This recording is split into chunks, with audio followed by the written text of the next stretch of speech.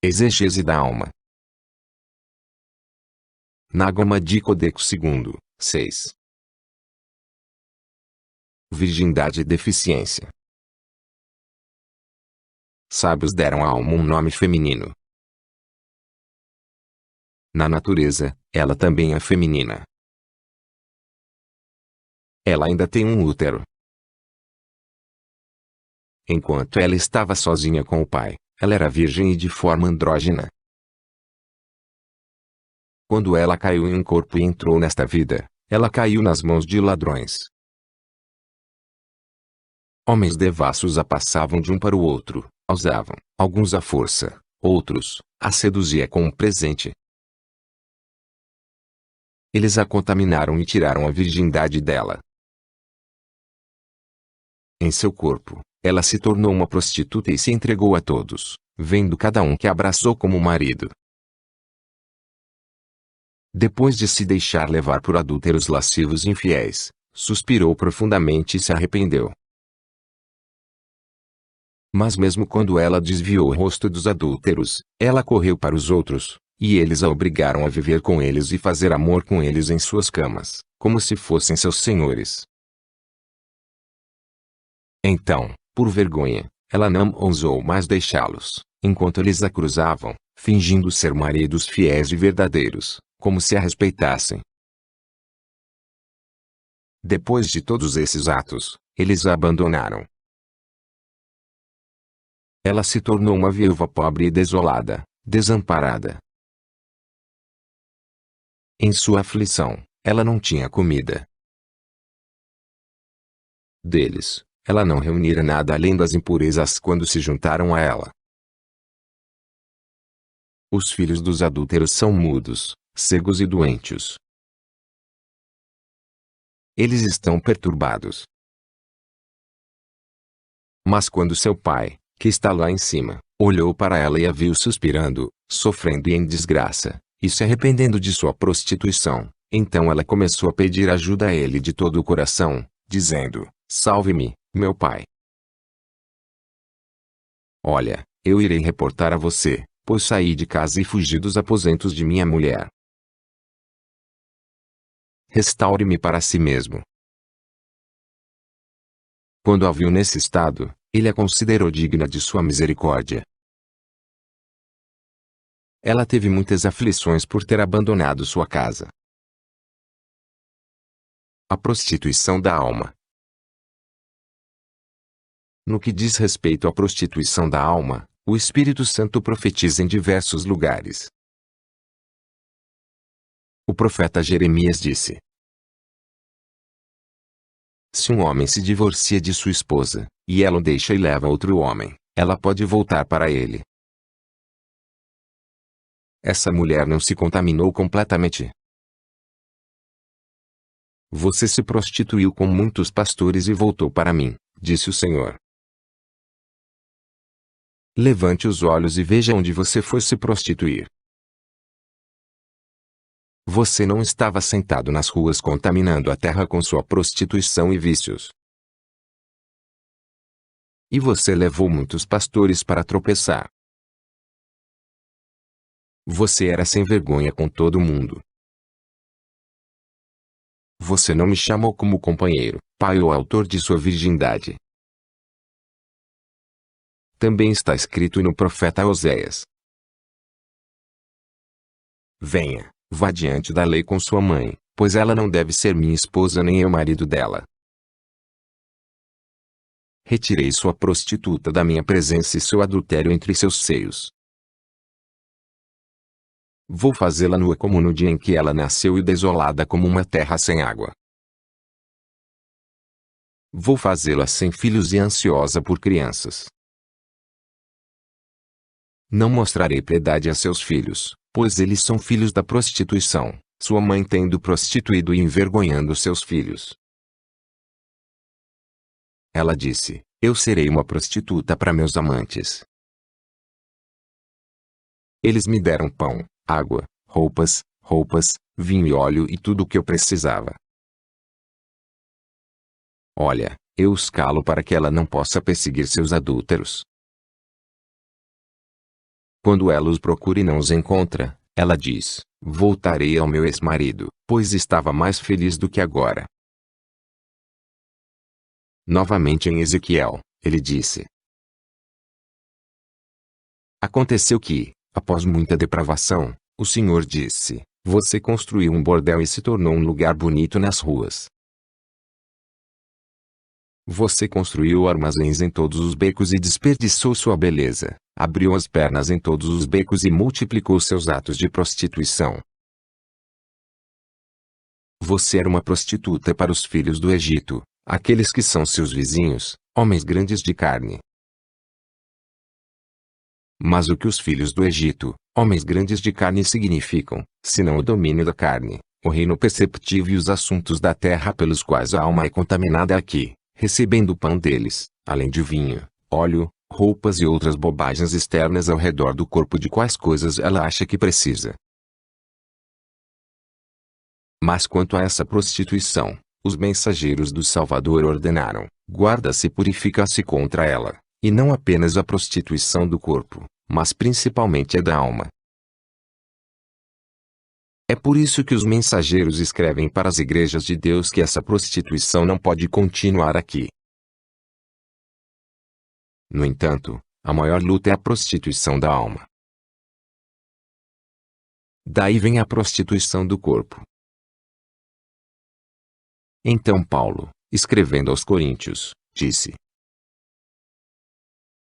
escrevi em minha carta, não se associe a prostitutas, significando não as prostitutas do mundo ou os gananciosos, ladrões ou adoradores de ídolos, desde então você teria que deixar o mundo. Aqui ele está falando espiritualmente. Nossa luta não é contra carne e sangue como ele disse, mas contra os governantes mundiais dessas trevas e os espíritos do mal. Batismo da alma. Enquanto a alma continuar andando por toda parte dormindo com quem ela encontrar e se contaminando, ela sofrerá o merecido castigo. Mas quando ela percebe os problemas em que está, chora diante do Pai e se arrepende, então o Pai terá pena dela e fará seu útero se afastar do exterior e se voltar para dentro novamente, e ela recuperará seu caráter adequado. Não é assim para uma mulher. O útero do corpo está dentro do corpo como os outros órgãos internos, mas o útero da alma é virado para o exterior como os órgãos genitais masculinos, que são externos. Portanto, quando o ventre da alma, pela vontade do Pai, se volta para dentro, ela é batizada e imediatamente limpa da poluição externa imposta a ela, assim como as roupas sujas são embebidas em água e agitadas até que a sujeira seja removida e limpa. Portanto, a limpeza da alma é recuperar o frescor de sua natureza anterior e tornar-se como ela era. Esse é o batismo dela. Então ela começará a se enfurecer como uma mulher em trabalho de parto, se contorcendo e gritando na hora do parto. Mas, como ela é mulher, ela é impotente para inseminar uma criança. Então o Pai enviou do céu, seu homem, seu irmão, o primogênito. O noivo foi até a noiva. Ela desistiu de sua antiga prostituição e se limpou da poluição de adúlteros e foi renovada para ser noiva. Ela se limpou na câmara nupcial. Ela o encheu de perfume e ficou sentada esperando o verdadeiro noivo. Ela não vai mais ao mercado, copulando com quem ela deseja, mas espera por ele, dizendo: quando ele virá? E ela o temia, sem saber como ele era. Ela não se lembra mais, desde que caiu da casa de seu pai há muito tempo. Ela sonhava com ele, por vontade do pai, como uma mulher apaixonada por um homem. O casamento. Então, pela vontade do pai, o noivo desceu até ela na câmara nupcial, que havia sido preparada. E ele decorou a câmara. Esse casamento não é como o casamento carnal, no qual aqueles que fazem amor um com o outro ficam saciados em fazer amor. E como se fosse um fardo, eles deixam para trás o aborrecimento do desejo físico. Eles se voltam um para o outro. Neste casamento, uma vez que eles se juntam, eles se tornam uma vida única. Como o profeta disse sobre o primeiro homem e mulher, eles se tornarão uma única carne. Eles se uniram originalmente quando estavam com o pai, antes que a mulher desviasse o homem, que é seu irmão. Esse casamento os une novamente, e a alma se une ao seu verdadeiro amor e verdadeiro mestre, como as Escrituras nos dizem. O mestre da mulher é seu marido. Então, gradualmente, ela o reconheceu e ficou novamente feliz, chorando diante dele enquanto se lembrava da desgraça de sua antiga viuvez. Ela se enfeitou abundantemente para que ele pudesse ficar satisfeito com ela. E o profeta disse nos Salmos: Ouça, minha filha, e me vejo e incline seus ouvidos, e esqueça seu povo e a casa de seu pai, pois o rei desejou sua beleza e ele é seu senhor. Ele a fez desviar o rosto de seu povo e da gangue de seus adúlteros com quem ela havia se misturado, para se dedicar agora ao rei, seu verdadeiro senhor, e esquecer a casa do pai terreno com quem as coisas lhe eram ruins. E lembre-se de seu pai no céu. Então disseram a Abraão: Deixe seu país e parentes e a casa de seu pai. Regeneração da alma. Quando a alma se adornou novamente em sua beleza, ela desfrutou de seu amado. Ele também a amava. E quando eles fizeram amor, ela obteve dele a semente que é o espírito vivificante. Por ele, ela tem bons filhos e os cria. Tal é a grande e perfeita maravilha do nascimento. Este casamento é aperfeiçoado pela vontade do Pai. Agora, é certo que a alma seja regenerada e seja como era antes. A alma se mexeu. Sua natureza divina e seu rejuvenescimento vieram de seu Pai para que ela pudesse voltar para onde estava antes. Isso é a ressurreição dos mortos. Isso é o resgate do cativeiro. Esta é a ascensão ao céu. Esta é a ascensão ao Pai. Como o profeta disse: Louvado seja o Senhor, ó minha alma e tudo dentro de mim, louve o seu santo nome. Ó minha alma, louvado seja Deus, que perdoou todos os seus pecados, que curou todas as suas doenças, que resgatou sua vida da morte, que o coroou de misericórdia, que satisfaz seu desejo por coisas boas. Sua juventude será renovada como a da águia. Quando ela se tornar jovem novamente, ela se levantará, elogiando o pai e o irmão que a resgataram. Através do renascimento, a alma será salva. E a salvação não será por causa de frases mecânicas, habilidades profissionais ou livros aprendidos. Pelo contrário, virá da graça e do presente do Deus misericordioso. Esse é o caminho celestial. Então o Salvador clama: Ninguém pode vir a menos que meu Pai o atraia e o traga para mim. Eu mesmo vou criá-lo no último dia. Oração da alma. Portanto, é correto orar ao Pai e invocá-lo com nossa alma e não externamente com os nossos lábios, mas com o Espírito que está dentro e vem das profundezas, suspirando, se arrependendo pela vida que levamos, confessando pecados, reconhecendo o engano em que estávamos tão raso, percebendo o zelo vazio, chorando sobre como vivíamos na escuridão e na onda, lamentando o que éramos para que Ele tenha piedade de nós, odiando a nós mesmos pelo que ainda somos. O Salvador disse: bênçãos para os que choram, porque eles terão pena.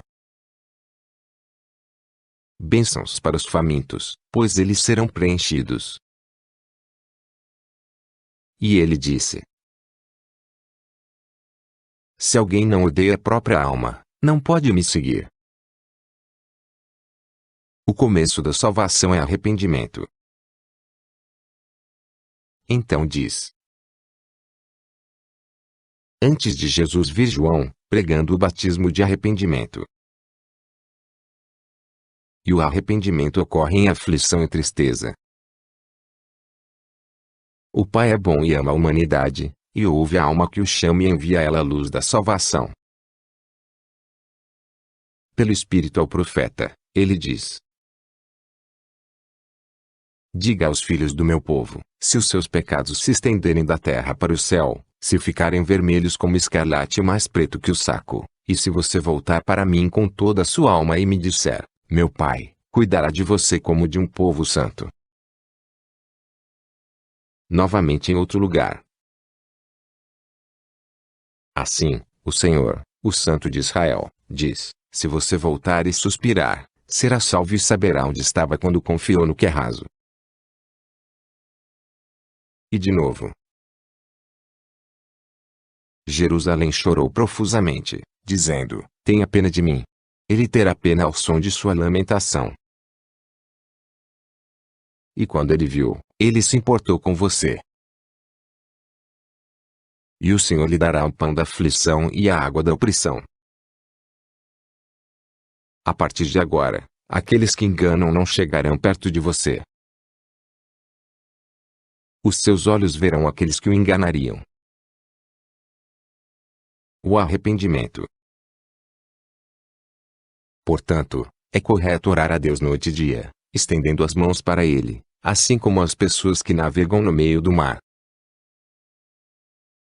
Eles oram a Deus com todo o coração e sem hipocrisia. Aqueles que oram hipocritamente enganam apenas a si mesmos. Sim, é saber quem é digno da salvação que Deus examina o nosso interior e o fundo do nosso coração. Ninguém é digno de salvação que ainda ama o lugar do engano. Então o poeta escreve: Odisseu estava sentado na ilha, chorando e sofrendo, e desviou o rosto das palavras de Calipso e de seus trucas, enquanto desejava ver sua vila e fumaça saindo dela. Se ele não tivesse recebido ajuda do céu, não teria sido capaz de retornar à sua aldeia. Mas uma vez Helen diz: meu coração se afastou de mim. Eu quero voltar para minha casa. Ela suspirou, dizendo: Afrodite me enganou e me tirou da minha aldeia.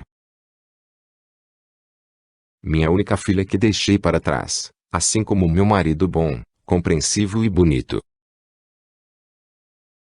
Quando a alma deixa seu marido perfeito por causa da traição de Afrodite, que existe aqui no ato da concepção, então a alma sofrerá danos. Mas se ela suspirar e se arrepender, ela será restaurada em sua casa. O arrependimento de Israel. Israel certamente não teria sido visitado por Deus e tirado da terra do Egito e da casa de servidão se não tivesse suspirado a Deus e chorado por seus trabalhos opressivos. Novamente nos Salmos está escrito: Fiquei muito perturbado com meus gemidos. Vou banhar minha cama e meu cobertor todas as noites com minhas lágrimas. Envelheci no meio de todos os meus inimigos. Afastem-se de mim, todos vocês que trabalham na ilegalidade. Veja, o Senhor ouviu o choro do meu choro e o Senhor ouviu a minha oração. Se nos arrependermos, verdadeiramente Deus nos prestará atenção, aquele que é longânimo e abundantemente misericordioso, a quem seja glória para todos sempre. Amém.